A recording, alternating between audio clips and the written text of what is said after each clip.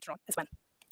So let's begin with the most practical question. Before we debate whether markets are expensive, where AI is a bubble, where gold is still a hedge, I want to start with each of us really just talking broadly about the structures, the basic structures, allocation frameworks that we use for our own portfolios. Not exact numbers, unless of course you're comfortable sharing them, but broad frameworks around what you hold for equities, bonds, cash, commodities, options, pensions, tactical strategies, long-term holdings. What is the role of anything that you're holding right now? I'll start with myself. Maybe first I'll introduce myself. I'm Charu. I'm based out of Saxo's Singapore office. And in terms of my portfolio, I'm structurally very, very equity-led. Broadly, I'm 70% in equities. Within that allocation, I would say roughly half is particularly core index ETFs, around 20 to 25% some conviction stocks. And a small percentage, 5-10%, is just tactical based on earnings, based on some news, event-driven opportunities. So that's how I broadly structure. I used to have, I would say, at some point, a more balanced portfolio and more bonds also in my portfolios. That has changed over time. I continue to see more and more confidence, I would say, in being more exposed to equities. And just with that basic core ETF allocation, that lets me sleep well at night. But the tactical sleep lets me act when I do see dislocations. And of course, I am quite close to the markets every day. So as a part of my role, I think I do see a lot of opportunities at times which I cannot run away from. But of course, I time them and I size them quite appropriately so that those tactical ideas do not quietly become my whole portfolio. So I'm structurally pro equities, not blind. I accept that there is a drawdown risk at any time. When the equity markets always take into account that there's a 20% drawdown risk. But for me, what I believe in is that I wouldn't want to miss the upside, so just I can protect the downside. So certainly fully allocated on most times equity led. And usually, obviously, I add on to equities more than my regular pace when I see a dip. So that's my broad structure. And maybe John, from a macro strategist perspective, how do you structure your portfolio? Well, we can see why you're the chief investment strategist, and I'm the head of something called macro strategy. What is that? That's just sort of really broadly speaking. I come from a background of looking at foreign exchange, which is very broad based across, of course, all countries, and you're taking a view on all kinds of things. The big forces moving different markets across the world, and then broadening that out. You're trying to look at all markets with a macro strategy. I have been under allocated risk for quite some time. I'm reluctant to say the best thing in the world has been to be completely, all in on AI, especially AI hardware, as we've seen of late, and I have not been. So there's nothing worse than missing out, and I've been missing out on that to a large degree. This comes after I had some really nice market timing things where I reduced my equity exposure way back in 2018, just before that whole volatility blew up. I'm sure Kuhn can tell you some more stories about that one from the beginning of 2018. Another time I reduced right ahead of the pandemic and really patted myself on the back until everything just came ripping back so fast, I never got fully allocated again. So I'm around 60-40 equities to bonds. That's underallocated. I do have concerns that we're in some kind of excessively valued market. I'll take you through why that view has been very wrong for the last few years. A couple slides I have, and then I have a pretty, that's just sort of my passive pension kind of chunk that I don't manage day to day because it gets too stressful when you're managing too much of your assets actively. And then I have a very active, smaller bucket where I'm doing all kinds of things from macro trades to single equity plays that are looking at especially macro forces and policy. So occasionally I'll do just deep value stuff, names that I know I think they're too beaten down. I've had a couple of good luck things there, but more interesting to me has been the macro side of this with supply chains, and especially this whole rare earth side of thing, trying to find a place where it's clear that there's an investment need by the US, for example, to have its own access to these rare earths of various kinds. Now, this has been a very actively speculated space, so it's not exactly a safe place to look and take equities in, but I've been looking at that, and I've had a couple of nice ones there as well. So, and then energy, I think Will and I were very concerned that energy was too beaten down, and that's always interesting from an equity perspective. When something that always goes up and down eventually, when it gets to be a mean reversion trade, I think mean reversion can be very interesting as a way to look at the market. Some sector that looks horrible, it's not profitable, but if just things cyclically turn a little bit, suddenly the valuations need to change. That can be very attractive. So that's my approach. And I've underperformed the person that has been just long semiconductors and the Nasdaq 100 and US equities in general, but that's been tough to beat that particular market. That's me.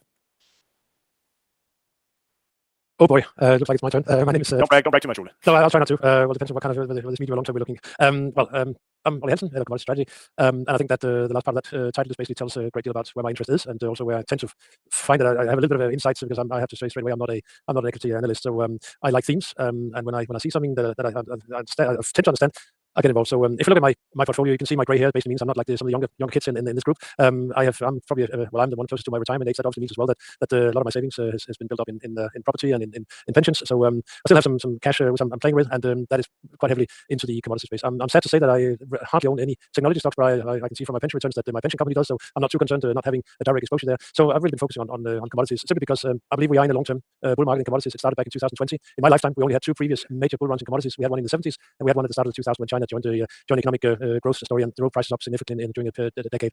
So far, we're seeing in the last year first the metal run, then we're seeing energy, and there are some concern that agriculture could be the next line. So, but if you look at my portfolio, on my investment part, I saw the breakout in gold back in 2022. I've been long ever since. That has been costing me a little bit in terms of carry, but obviously last year paid off very handsomely. Silver, the same thing. And then from a technical perspective, got involved with platinum last year when we took out that 17-year-old downtrend. Price went down to triple. So I'm not going to disclose my return last year, but it was let's call it satisfactory. So that's basically I'm more just looking at themes that emerge and specific products that I like, hoping that my passive investments will do well if I somehow manage to not to do well. So far it's working out. But my focus is commodities. I think it should be part of an investment portfolio in the coming years, simply because how the world is developing. But that's almost for another podcast or another webinar at some point. But I think I'll leave it there. My turn. Well, my name is Koen. I'm from Belgium. I'm normally located in Antwerp, Belgium. However, today I'm in our beautiful office in Denmark, in Copenhagen. I've been part of the strategy team since a few years now, and I'm an options strategist. And what does that entail? That actually means that I'm very fond of options, and options covers actually all asset classes, not only equities, also commodities, but also forex and all the rest. So those are of course my main interests. But I'm a bit different than most of the team members, where they are really investing on the long term. Me, I'm more of a short term, I won't say trader, definitely not a day trader, but I do prefer shorter term trades and more in terms of weeks. And maybe for me, two or 3 months is already long term. I'm just not patient enough. I do acknowledge that long term investors usually have an edge on me, especially if you look at the past few years. The AI bull run is, I missed that one completely as well. But I do have a preference for income strategies where I use my capital to do short term trades. I prefer income trades, meaning I usually look for range bound trades. I sell a premium, and so my portfolio exists solely out of options. Now, that doesn't mean that if you would look into my portfolio that you only see options positions. That also means that I have a lot of cash. I think, and the amount of cash I have depends largely on. I usually don't look at how much percentage-wise I have in cash. I usually look at how much margin I have available, and depending on the volatility of the broader markets, if there's low volatility, I'll use less of my, or at least I'll make sure that I have more cash available if something happens. If volatility is high, I'll have more options positions, because then you get to have much more return on your investment by selling more premium. So that's a bit my situation. I'll keep it short and handy. Yeah, options is not for everybody. That I acknowledge. It's not as easy as just, and I won't. Yeah, maybe that's not a good wording. It's not as easy as buying stock and just wait for it, because it's actually a very hard thing to do, to buy something and keep it. That's something I'm very bad at. So that's my point of view. I love the technicalities, the volatility. I love volatility, and I do it mainly if I have an asset class that I prefer. Then it's ETFs, liquid ETFs, the SPY, the Qs. My favorites are biotech and banking, all kinds of. So I do some diversification in that sense, but all surrounded by options. So I'll keep it at that. I'll leave some time for the rest. Ruben O'Neill. Yeah, I'm next. I'm Ruben Alfavo, the investment strategist of the team, or equity analyst, you can also call it. I joined only August last year, but I've been an equity analyst for the past 5 years, working for both small investment companies, but also large institutions. But before that, since I was a teenager, I always liked Warren Buffett and Charlie Munger and that very long-term approach to investing. So a little bit the opposite of Kuhn, I can say. And my portfolio is 100% equities, and it's very concentrated. I own 10 names, and my core, I would say 75% of the portfolio is only invested in 3 names. And basically, I choose my allocation based on my conviction. So when I think I understand the business particularly well, and where I believe I might have an edge versus the market because I understand something that the market still hasn't picked up, or really doesn't appreciate the quality of the underlying business, I really act aggressively. So I can allocate easily 25-30% of my net worth to a single idea, and then I simply let it run. So I have stocks in my portfolio that have been held for 7-8 years now, but I can spend months and months analyzing one single company, and I will watch all the interviews to the CEO. I will read the annual report. I will follow the quarterly earnings consistently, and that gives me conviction. And I also think that in my ability to judge the quality and durability and long-term potential of the business. And so I'm probably also the youngest, so I can afford to think in decades or even longer. And my goal is mostly maximizing my net worth and the returns over the long run. So I'm very ambitious. I aim at least 20% annualized return, and I think that concentrating my bets and my capital in the best ideas is, for me, the best way to do it. But I also love stock picking. I also follow the market every day. I read all sorts of news. I read books about investing. So it's really more of a passion than just a job. And I've been lucky that the past 10 years has also been volatile, but a very strong bull run in the market, which has helped me and helped also my portfolio in terms of the returns. But of course, I also allocate 25 to 30% to more speculative shorter term bet. But short term for me is still 3 to 5 years, so it's not really short term. But and then I can express a little bit of a view on specific companies that I do believe are undervalued, but I don't have the same level of conviction or understanding of the underlying business as my core holdings. Maybe later I will also talk about a couple of mistakes and good picks in the satellite part of the portfolio. But that's always, in my case, the most risky and the most in where I made more mistakes in a way. But overall, I'm quite satisfied, and I can stomach volatility quite well, and this approach has worked pretty well in my case, at least. Hi everyone. I'm Neil. I'm a UK investment strategist. I joined about a year ago. As I've been based in the UK, my focus is very much on the UK market. And being in the UK, my bulk of my portfolio is probably tied up in living in London. Is tied up with my house. But aside from that, my core sort of holding core portfolio would be in a long-term pension, which is 100% equities. And then I have a side sort of portfolio that I would look at where I'm a bit more tactical, look for stocks that are maybe underperforming, some value stocks, but also looking at some of the commodities as well. So, but unlike perhaps Ilan and looking at more of a trading point of view, I look at ETCs for playing gold, for playing copper, and that's been quite a good one over the last couple of years. And those are spaces. That's a space where I can look at some more tactical moves in some of the UK names. So I'm always interested in UK space. It's probably been a bit of a headwind to returns, being so focused on the UK, and I'm definitely been guilty of that. But broadly speaking, global equities through my pension, a lot being played into house, and then a little bit on the side that's doing some work. Right, thank you, everyone. I think that already gives us a sense as to how many different types of portfolios there can be, right? From a budding Warren Buffett in our team, which is Ruben, to me being more balanced at a more older age as well. But then people like John and Ole as well, who are much more experienced with the markets, somewhat thinking, looking at risk in a big way, but also looking at commodities in a very specific way. And then Kuhn really having his whole portfolio in options. That's a surprise to me as well, and very, very shocking. And I already see a lot of questions as well, which we will jump to. But I think just to start the conversation really here, I want to talk about all of the recent shocks that the markets have seen, right? Multiple, we've seen the pandemic, the 2022 policy tightening shock. So we're going to start there a little bit, talk about how these shocks have shaped or altered our investment thinking. From my side, like I said, I'm a very equity-led investor, and I used to have bonds as a balance. But 2022 for me was the shock that really changed my thinking around that. So 2022, I was mostly out of the market. It was one, because there was not enough cash to deploy post-COVID. I think that was a limitation. Everything was already deployed, but also because I think it was the first time, at least during my lifetime, when I was actively tracking markets, that I really saw stocks and bonds really fall together in such a painful way. So before 2022, I think my instinct would have been to be more balanced. And if I was worried about equities, the monthly allocation that I do, I would tilt it more towards bonds. But after 2022, that has completely changed. I do see inflation as a more persistent problem as well. And then you have, I think this is one of the questions as well, and hopefully we're answering that also. This question from someone talking about whether bonds are still a hedge or not, anything longer than 1 year. Really, I think personally, what I feel is if inflation is a problem, bonds are not automatically the safe place to hide. So now I keep a bare minimum in bonds, and I think that is my space where I park my cash, which I would still shift towards equities every time I see a bigger dip than normal. I think even to beat that long-term inflation risk, I'm actually just being more pro equities than I have been in the past. So that's been a lesson for me. I mean, everything we see right now, from energy to supply chains to geopolitics to fiscal spending, it just points towards higher inflation. Of course, equities are not immune to inflation as well, but good companies can adapt. They can raise prices. Those that can protect margins will particularly be the ones that will be able to beat this inflation issue. Certainly, what I think for me has been a learning is that if I cannot be safe in any one place. I think that is something that is evolving, and maybe with that, I would like to bring you in, Ole, in the current geopolitical scenario as well. And I think that is a question as well that we're seeing from our audience today. Many investors have instinctively asked, shouldn't gold be really doing more? I mean, gold is meant to be the classic safe haven, but it has not behaved so, at least in the current crisis that we're seeing in the Middle East conflict. So how are you thinking, Ole, about gold in this environment, and will that still serve as a hedge to future risks as well? Well, it's absolutely right, Jaro, that this is one of the questions I've received on a regular basis now in the last few months. What happened to gold safe haven credentials? I think we just have to look at the scenario we're seeing right now, and also where we came from, because we have come through a phenomenal rally in the last few years where prices more than doubled. That basically meant it became a very, very popular trade, and when things started to unravel in the Middle East, there was it led to some automated positioning squaring from some of the more leveraged type players, and that did have an impact. I think gold as a safe haven tends to do well when we have a financial crisis or growth shock, because what happens in those scenarios, we see yields are falling, and we tend to see the dollar weakens as well. What we're seeing this time around is a supply-driven energy shock, basically driving up prices, and that basically has at the same time has been making it more difficult for central banks, obviously, to stick to their direction in terms of lowering rates, but also it's been strengthening the dollar. We've seen bond yields move higher. So these have all been weighing on gold, together with the high liquidity factor that we have in gold as well. But I think once the dust settles, which hopefully will fairly soon, otherwise we got a galloping energy crisis at our doorstep, which no one really wants to live through. I think that it's already being felt in parts of some of the poorer nations around the world. But but let's hope we get a solution sooner or later. When that happens, then we will move back to a market where traders will be looking at what were the drivers that took us up there in the first place, and how many of these drivers have actually disappeared. And I think when it comes to the conclusion to that will be that we will continue to see demand in the coming years. If we can just, I can just share my slide. I have one. This basically gives you an idea about how the sentiment is changing in not only among investors but also across central banks. There's no doubt that central bank demand since 2022 has picked up quite aggressively. We are seeing central banks holdings of gold relatively to the overall share of reserves has been moving up, and it's moving up quite. You can almost say it's been accelerating. I think that trend will continue. And what is interesting to note is that emerging market central banks, they still only hold around 50%.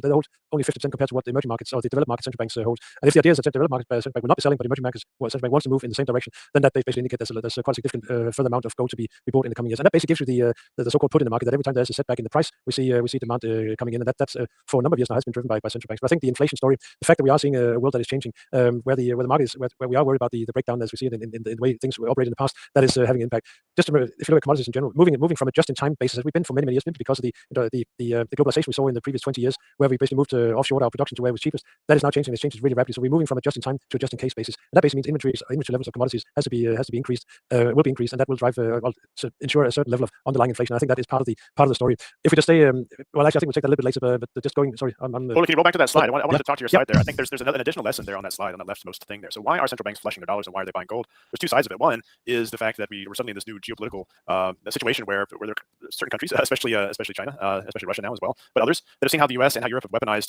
their financial systems. In Russia's case, in terms of what happened after it invaded Ukraine. In China's case, the same, and it doesn't want to be dependent on those things. But then there's also the whole problem with running that huge fiscal deficits without any end in sight, and not even talking to the issue. So the fear is that the treasuries, which is what dollars are, you're not holding dollars, you're holding some kind of treasury instrument against the faith and credit of the United States of America. In the case of the U.S. dollar, is it going to be good in a year's time, in 5 years' time? It's a bit ironic because actually the yield, what you earn in interest on your paper, your U.S. paper now, is actually decently positive, 3+%. Compared to back when we were at 0% and inflation was still 1.5%. So you're getting some kind of yield, but the concern is there's just no end in sight to this inflation, or deflation of the currency. Inflation meaning the decreasing value of the currency. I think that's a really critical angle to all this, and therefore there's that fear that bonds are no longer a valuable part of the portfolio, and one of the reasons why gold has performed so well. If I may chip in, Ole, I think a lot of viewers will want to know if you go into gold or the commodities you're investing in, how do you do it? Do you do it with ETFs or futures or how? I think from the perspective that this is a long-term investment focus, you have to look through going through ETFs. I would say there are numerous ETFs either tracking a specific contract. You have ETFs tracking silver, gold, platinum, copper, crude oil, and so on. But you also have the overall sector. And it's actually, I don't know if that was a segue, but thank you very much, Kuhn, because I just wanted then just to show another slide. If you can just share that once again. Thank you very much. Because when it comes to investment in commodities, you really, again, this is not going to be a commodity because most of you are obviously in equities, but just fully understand that there has been a change in how commodities function in a portfolio in the last 5 years. And that's basically just what we call contango and backwardation. This is critically important when you look at commodities. Basically, if you have a contango, that's basically the forward curve, meaning that if you want to buy, that means the cost of what you're buying is cheapest if you buy it for immediate delivery. That basically means that sends a signal that there's ample supply. And if the opposite is the case, which we see in crude oil right now, for instance, then it's a very steep backwardation. So everyone who needs prompt deliveries, they are very keen and they are desperate to get it, so they're prepared to pay high price now than if they bought it further out in the future. That is important if you are a passive long investor in an ETF, because what the ETF providers do. They will invest in the underlying futures markets. And if it's in a contango, every time the futures contract that they hold expires, they'll have to sell cheap and buy the next one at a higher level. That's a negative roll yield. Vice versa, if it's backwardation, they'll sell expensive and buy the next one at a cheaper level. How does that impact your return? We'll just take a look at the charts, two charts on the right here. I've taken the developments in the future underlying futures price. That's what we call the Bloomberg Spot Index. It's basically tracking 25 individual and major futures markets across energy, metals, and agriculture. In a 5-year period from 16 up to 21, the spot index actually indicated that you would have made almost 57% on your investment in this Bloomberg Commodity Index. But taking the contango which we had in that period, which was a period where we have ample supply before the pandemic and everything else struck, and we started to see other developments emerge, your actual return would only have been 17%. So again, it's not someone stealing your money, it's simply the structure in the market, the underlying market. Fast forward the last 5 years from 21 up until to now. Again, the spot market has actually moved more or less the same, around 53-54% is the return during that 5-year period. But if you're actually holding an investment through an ETF, you would have made 81%. And that is a significant change. And if we are looking into a future where commodities are going to be relatively tight because suppliers are maybe struggling to deliver the supplies that is required, to look at the whole electrification, how that impacts a lot of different metals. If we see this structure continue, then you basically receive a tailwind in your investment. So you can actually have a market not going anywhere, but if it's still in a backwardation, you'll be picking up a return on a recurring basis. So ETFs, just returning to your question, ETFs will by far be, I would say, the best choice for those who wants to consider a long-term investment in the space. Just to carry on that point that we made about bonds, both John and I think there's an interesting question that, does this whole scenario of inflation reducing the appeal of bonds, does that make the bonds from safe countries like Norway then double interesting? And I think just very briefly on that one, I wanted to chip in because we mentioned about bonds. I think it certainly means that safe countries have less credit risk, less default risk, but it does not still remove the interest rate risk, which is what we are really talking about here, the interest rate and the inflation risk. So even if a Norwegian bond, of course, I mean, it's super safe because it's low sovereign credit risk, very strong institutions, huge oil linked wealth, so that's great as well. But if it's paying you 3-4% and then the general inflation is about 5-6%, you may be getting your money back, but your purchasing power is still falling even with that kind of a bond. And not to mention you have a currency risk on top of that, and that could be actually far greater than the. You could go your way and enhance the returns. So you have to have a positive view on whether you can invest in a Norwegian fixed income instrument. So it could enhance the returns, or it could hit the other way, and therefore provide more volatility than the actual return on the underlying instrument in Norwegian krona terms because of the currency risk. And that currency risk is something we should always be aware of when we're investing in any instrument that's not in our home market. There goes our FX strategist. But I quickly want to jump topics here as well. Sorry, there's one very interesting question, and I want to bring in Ruben here for this one. Ruben, Eddie is asking, if you have a buy and hold portfolio that's pretty robust, do we then need to prepare anyway for market swings? And I also want to bring it together with this whole conversation. I'm sure a lot of us have faced this question from our clients, from investors. It's about markets. Are they in a bubble? Is a huge downturn coming in? Is AI in a bubble? So of course, I mean, we've seen markets on your highs despite all of the risks related to energy, related to geopolitics. Earnings delivery is still continuing in a very, very strong way. So I think, Ruben, I mean, do you believe in this whole bubble theory? Are we really building a 21st century railroad here, or is it just a 21st century subprime crisis? It's a good question. And more importantly, probably I think it's hard to say that, but how do you, again, this is not an education session, but how do you prepare your portfolio for something as uncertain an environment as today? Well, there are a couple of slides I want to show here. I think they could be helpful. I think what past crises have taught me, at least, is that downturns feel always exceptional when they're happening. So it could be financial crisis, a pandemic, wars, inflation shocks, rate shocks. But with the benefit of hindsight, they're quite normal. So I see them as part of the journey of a long-term investor. And actually, most of the times, I'm investing more aggressively because I think they're an opportunity for someone thinking in decades to actually allocate more capital and invest in the companies that you deem as high quality. So if you have done a due diligence and if you have concentrated portfolio, if some items are on discount, you just buy more. So it might seem very simple, and maybe I'm oversimplifying, but I mean, it's all about your emotional pattern or your emotional ability to resist the temptation of selling. And it's not easy because, I mean, fear rises, headline gets louder, and of course, investors feel the pressure to act. But I want to show the next slide. And I also... If I could just chip in here, Ruben, this is a very interesting point you made about emotions. I want to bring in an analogy here, which I read, so this is borrowed wisdom I heard on a podcast probably, is that, when you show that chart about markets in a downturn, a lot of time we compare markets to roller coasters, for example, right? So, markets are as unpredictable as a roller coaster is. But still, our emotions with respect to markets are not the same as they're on a roller coaster. So when we are at those bottoms, if you could please show the slide that you were showing previously from Ruben, if you're on those bottom points, if you're on a roller coaster, you're the most excited then because the most thrilling journey is yet to start. But when you're at that bottom point in a market, then you're feeling, that this is the worst time ever and you want to get out. That does not correlate together. Same thing, if you're at the top in a roller coaster, that's when the fear really sets in because you want to get that big slide lower. But that's not the same way that we feel, in the markets where, okay, maybe I should get my act together, we're at record highs, maybe it's time to add some hedges and things like that. I think when markets are at highs, investors, all they think about is how can I get more exposure. So I think if you really believe that markets are a roller coaster, I think we need to obviously match our emotions to those on a roller coaster as well. Yeah, it's a very good point, Charles. I think it's very important to point it out. But of course, the lesson is not to buy blindly. I think it's to stay calm enough to actually separate the lower prices from the lower quality. So when you're buying high quality businesses and the market tends to penalize everything in the beginning of a crisis and then maybe becomes a little bit more selective down the road, I think it's important to stay calm and just focus on your strategy. So it's very important to have a plan, to understand the business that you hold in your portfolio. And also, I think the next slide will be quite interesting to show. Timing the market, I know it sounds like a cliche, but timing the market is so much more important than trying to time the market. This is an extreme example and shows the power of timing the market. So it follows an investor that repeatedly is buying at the peak of a cycle. So it's the worst possible moments to invest in the stock market. So you will have to wait, in some cases, almost 20 years to just recoup your money. But if you stay invested, and which is just a way to say that behavior is almost more important than timing, because if you stay invested long enough and you don't sell in panic, your returns are actually quite spectacular. So you will have it's a very long time frame as well, it's 50 plus years, but you will have invested $500,000 in the span of 50 years. That will turn into 10.2 million, which means almost a 2,000% return and an 8% annualized return. And this is an example just for the worst investor on the planet. So it's almost impossible to time it so badly. I just took all the market peaks in every cycle, and despite the terrible timing, you will still have made 20-fold your money and 8% annualized return. I'd like to chip in as well. John, go ahead. No, I just was going to say, like you say, that's the example of the worst investor ever. But I think that's such a key perspective for anybody of your age, and especially younger, that has any thoughts about timing the market. It's just, you've got decades ahead of you, putting in that fixed amount every month. Maybe occasionally if you feel like the markets are, everyone's panicking and there's blood in the streets that historically has been a wonderful time to invest, and you can allocate a bit more to the market. But that message is super powerful for the person that's just setting out on their investment journey. Oh, well, what should I invest? Just get started, and you can get some kind of very generic market exposure. And we can talk about concentration risk. That's something else. But super perspective. That was about my comment as well. If I look at my son, he can invest anything. But if I look at myself, I'm heading to my 60s. If I have to start investing now, I'm way too late. So I have to look for other options for income and not investment. So that's of course you're completely right, but it does show that it depends a bit on your personal situation as well.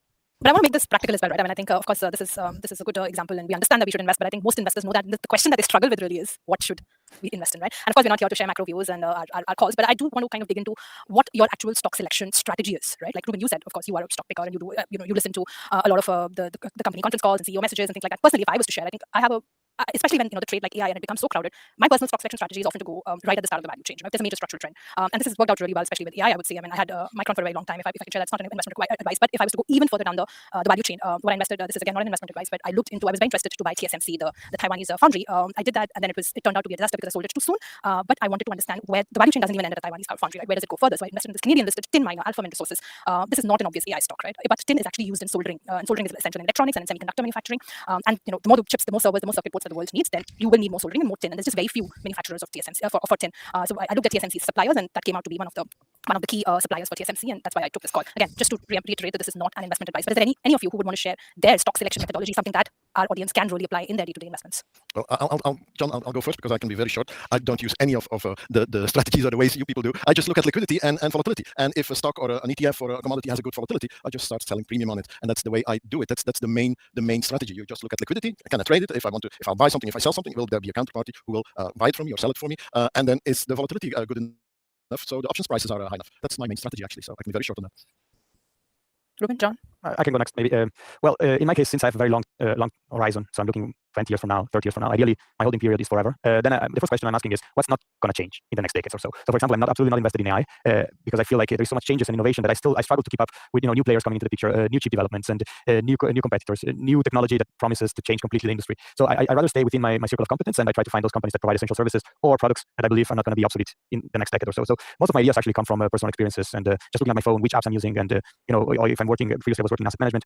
We met a competitor. I had a very good impression of it. I looked at the track record. It was obtaining 3 times the returns we were obtaining. So I decided to invest in companies where I feel I have an edge in understanding the business, maybe understanding the industry where they actually compete in, and also is based on personal experiences.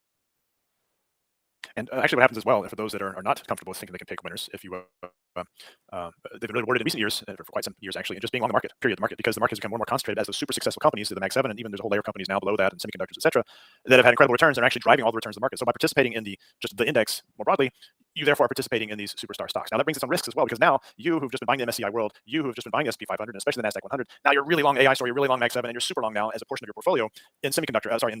Semiconductors names, so basically the stocks. So maybe that's great. Maybe they continue these types of returns, but it's like everybody's hyper concentrated now in these as a percentage of their portfolio in these names. And I just wonder, there is medicine to that. You can look for geographical diversification. You can look for sector diversification within your portfolio, allocating to oldest energy space to a degree. But you can also buy ETFs, and it's not a recommendation, but you can look into it. There's one, at least in the US, it's quite easy to access, equal weighted S&P 500, for example.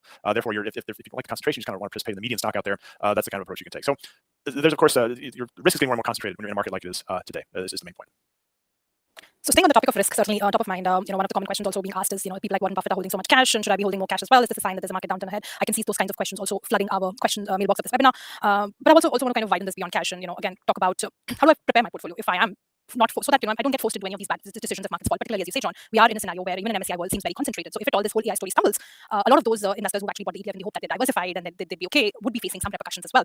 So how do you prepare yourself? And I don't particularly like this Buffett cash example as a valuation signal, so to say. I think Berkshire has constraints that most individual investors do not have. It's just too large to put meaningful money into small or mid-sized opportunities. And I think Warren Buffett has said that over and over again, that tech and AI is not the space he understands, and he will not invest in areas that he does not understand. He still wants to invest in old school kind of companies, and they're still earning a decent return on cash and treasury. So the opportunity cost of waiting is also not the same that it would be for probably you and me. So I don't completely agree with the Buffett example, but there's so many of them. I think yesterday was Michael Burry talking about this huge downturn coming and things like that. So for all of those investors who are really worried that the next move is going to be a 20% move lower, maybe I want to bring in Koen here because he could share some risk management tools, option strategies that could make sense for investors who do not want to sell everything, but also do not want to be fully exposed to a sharp drawdown. Well, there is of course not a single answer to that, but if we would have that, we wouldn't be here. But First of all, diversification, and then diversification is for everybody. That whether you do it with options or otherwise, diversification is very, very important. But of course, like now, me personally, I'm a bit of in belief that we are kind of in a bubble. Maybe not on the long term, but on the short term, I do think we'll get some correction, or it would be healthy. And how do you prepare for that? Well, you could actually start buying puts, but of course, if volatility goes up, those puts become very expensive. So you're hedging. Actually, buying puts is a sort of hedge. Your hedge is becoming very expensive, and do you still want to do that? So then you have to do a bit more advanced things, like rather than buying puts, you buy a put spread, which is you buy a put and you sell a put. But I don't want to go too deep into those things. This is not the place to do that. But there are different strategies possible, and you can actually go not even very complicated, but you can sell a call and buy a put. You can sell the call to finance the put if you think the market is going lower. And then you have the different expiries. There are so many possibilities. So yeah, how do you start? I think I think the best way to prepare yourself is follow our publications where we usually talk about this. How dare you promote our work, Koen? But yeah, Home.Saxo, you can find it there, and of course on the platform on the research tab. Definitely. Neil, how are you preparing for? Sorry, did you want to say something else? No, go ahead. I just want to give the mic to Neil for some time now. Yeah, sure. I think there's always a benefit to keeping cash on the sidelines. I mean, whatever amount you're comfortable with. But if you see the downturn, then you want to be able to act, right? So I think there's definitely a benefit to holding. I wouldn't want to put a number on it because that's sort of don't get into giving advice on that level. But I think there's definitely want to be in that space. But I think also you can look at, once you start to see maybe things get a bit frothy, then you can maybe look at some different corners of the market. Not to beat the drum too much for the UK, but the sort of income, deep value kind of nature of it, high dividend yield and so on has proved a pretty good place to hide out, or it did last year. That's definitely an area that continues to be focus for our UK clients. It's definitely an area that the sort of home market bias versus international market bias. And as I said at the start, I think there's definitely there's been a problem for the last few years from having that home market bias. I think it's I think your average UK investor has about 25% UK stocks in their portfolio versus a market cap of about 3% for the UK market. But it's the same wherever you go in the US, and they're about 90% in the US market, and the US stock market's not quite 90% of the global market yet, but so they're overexposed there as well. That's been a positive for them up until 2025. But I think you can look at diversification definitely on an ongoing basis. And I think one of the key things for investors is really to maintain a sort of active approach, but not get too panicky when things do turn south. But I think the more you read, the more you expose yourself to stuff, the better, I think.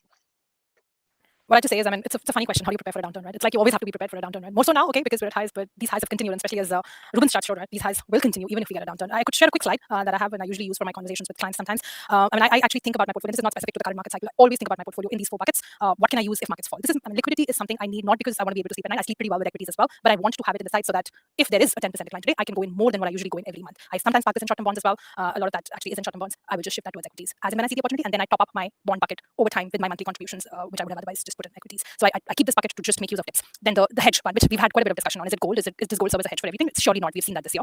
In energy, for now it looks good, but does it serve as a hedge in everything? So I think the better question here to ask is, what is the risk you're trying to hedge, and accordingly decide what kind of an insurance aspect you want in your portfolio as well. The third one is, what can I hold without checking my portfolio every hour? This is the defensive part, right? Things that at least stay stable when there is an economic downturn, and we know there will be an economic downturn. Economy moves in cycles. So something like healthcare and consumer staples, I still own. I would say I'm underexposed here, and especially that's because I expect that to be in my core ETF market holdings, but it has been underallocated for sure. So I think something for now I can clearly see I'm underallocated there, but that's something I would think of more actively. What I hold the most of, again, this is given what your risk circumstances are, given what your age is, what your financial goals are. But for me, I still have time on my side, so growth is really my biggest bucket, which includes my core ETFs and my conviction stocks as well. Whether these are in the gold and silver space, miners related to that, or whether these are software beaten down names, things like that, right? Something that I can play tactically, but also something that serves as my long-term for my long-term growth needs as well. So just a basic. For now, that is all AI as I've written there. 3 areas, AI, and AI in that bucket, biggest bucket. But I think it's time we just jump into the last one. And this one, I would just keep it open-ended for any of you who want to share any investment stories that have worked well, any decisions. Just make it as personal as you can if you're comfortable doing it. But any particular stock calls, decisions that you would make on repeat or you would never touch again, something that has taught you a big lesson. My best position, bar none, is an ETF where I don't even know anything about. I don't know which stocks are inside. I don't know whether the ETF is going up or down. And honestly, I don't care. I just know that the volatility is well. If it goes up, I'll profit when it goes up. If it goes down, I'll profit when it goes down. And quite honestly, that's my favorite one. And I'm always on the lookout for others like that. As you can see, I prefer to trade than to invest.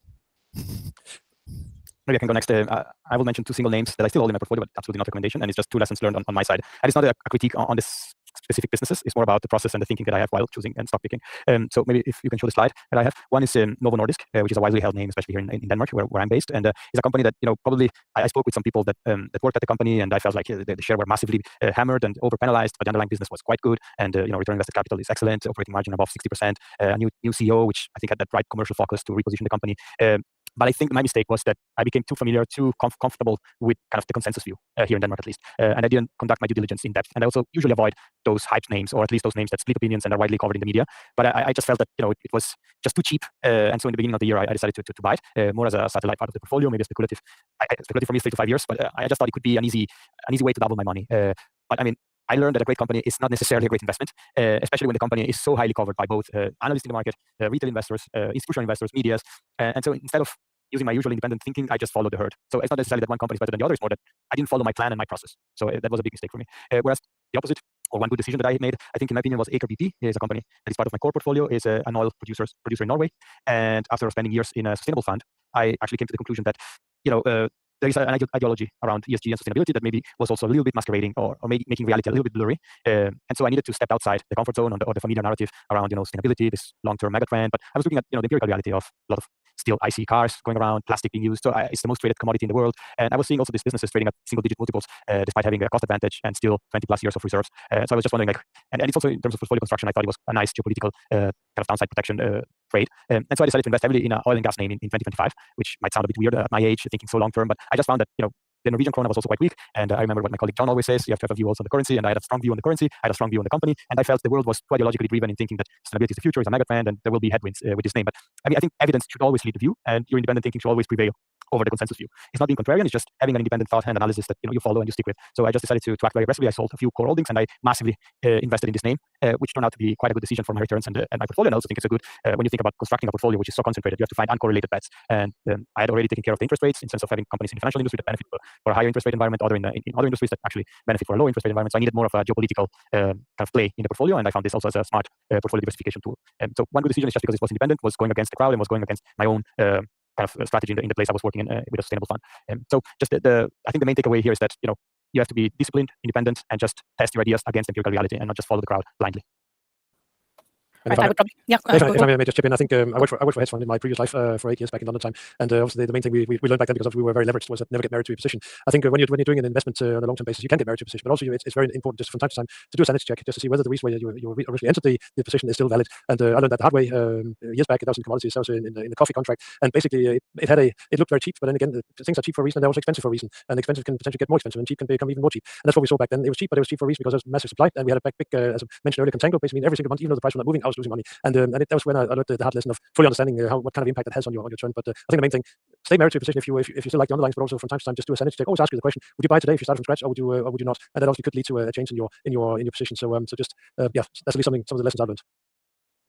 Wonderful. I think we're already running a bit over time, but I think we could take some of the very interesting questions also that we have. I think, John, maybe this one is ideal for you. When we look historically at the market over the last 100 years, I think we're in something like a 1972-73 in financial markets today. Do you agree? Do you think we're going to have high inflation in the next 10 years? And maybe even if you want to share how to allocate based on whatever view you have on this. Yeah, I do think inflation will be persistent. The question is the degree to which, how you allocate your money in such an environment. And we have a very, very different environment from the early 1970s. Yes, we were running somewhat high deficits back then, but the whole episode of the 1970s inflation and into the late 70s and early 80s was actually the U.S. public balance sheet. Look at what happened. You had a stock market that gave you incredibly lousy returns, especially in real terms. So, and actually, if not including dividends, which are massive, so it's not really fair, but just the index itself was at a 28-year low in 1982 if you adjust for the CPI, right? Not including dividends, so that's not realistic, but I mean, it's just like beyond our ability to imagine that could ever happen in this day and age. So that was the stock market was not going anywhere, but public finances were actually the balance sheet of the United States government was being cleaned up, and there was very little leverage. And so the whole massive Reagan revolution, Reagan's the great hero. Well, he was only able to do what he did because there'd been this very rough rebalancing. And we look at things now, and we have a very indebted public sector, and we have a hyper profitable private sector in terms of corporate profits. Profits here, deficits there, and if those two need to meet, then I think the stock market is set for a more challenging environment and expected returns over the next many years. And I was going to share some things. It's a bit too tough, a bit long-winded to talk through. But we have to consider where the valuations are. Some can say, yes, they're not that really that high, these valuations compared to profits. But a lot of those profits right now, and especially in the AI space, are coming because we're having the most profitable companies of all time. Some of these Mag 7 names are plowing enormous sums into capital expenditures, which they're kind of hiding on their balance sheets in terms of how they expense it, and expense it over a certain number of years. Maybe they do some borrowings, externalize it. Meta gets Blue Owl to issue some bonds, so it doesn't appear necessarily Meta's next to a few quarters in terms of the profits, but their cash flows are maybe turning outright negative in some cases. And this AI spend is Titanic and has to pay for itself at some point in time. This process could continue for the rest of this year. Could go into 2027. I don't know. Maybe AI is going to show us these profits, but I'm not going to answer your question. Probably I'm just going on and on. But that's my chief sort of structural fear around here. What does this mean? This massive public deficit. When we finally have to get back to reality, we finally have to balance that sovereign balance sheet and get these debts under control. That has to be done through suppression, financial repression. There are many names for it on the part of the private sector to some degree. So that's a structural concern I have, which means we'll have to be a lot smarter and be better stock pickers, probably than just being passively exposed to the index from here. Would be my long-term guess. Right. And Ruben, a lot of people want to know what are your must-read book recommendations for investing in general. I'm going to disappoint a lot of people, but The Intelligent Investor by Benjamin Graham. So boring is beautiful in investing. So I agree. I think it's a book that teaches you the very fundamentals for a long-term investor and a nice concept of Mr. Market. So I think it's a great book. I think I would agree. Peter Lynch's One Up on Wall Street as well, Ruben. I'm sure you've read that one. I put that actually in the chat. Written. What I wrote was if you want to read two books, maybe you can read your book, the Ben Graham book, or you can read the Peter Lynch book, and then also read Reminiscences of a Stock Operator by Edmund Lefebvre. And if you like the Peter Lynch book the most, you're probably an investor. And if you love that Edmund Lefebvre book the most, which I did, then you're probably more of a trader. So you can sort of identify your own. It's like a personality test by reading those two books. But that's a great tip. Actually, One Up on Wall Street is my second favorite. So yeah, really great book as well. Okay, I think it's time to wind up here. Maybe Luke, we can show the QR code for. Okay, yeah. So there you go. This is a QR code. If you would be kind enough to leave us some feedback here, that would be very, very helpful. And we would be able to kind of bring you more high quality stuff like this if you could leave us that feedback. But thank you all for joining. It was a great discussion. I learned a lot personally, and I hope you guys did as well. Thank you to all of our participants for sharing their personal portfolios and ideologies here in this session. And hope to do more of this with this whole team. Thank you, everyone, and have a good rest of the day. Thank you very much. Thank you.